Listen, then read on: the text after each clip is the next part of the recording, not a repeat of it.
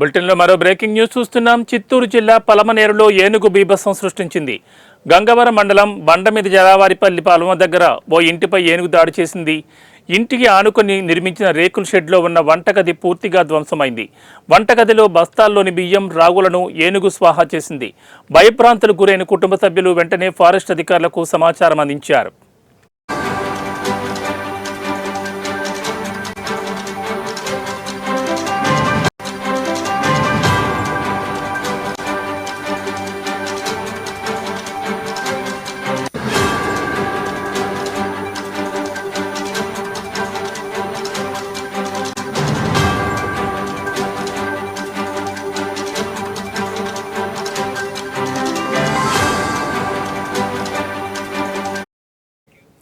చిత్తూరు జిల్లా పలమనేరులో ఓ ఏనుగు బీభత్సం సృష్టించింది.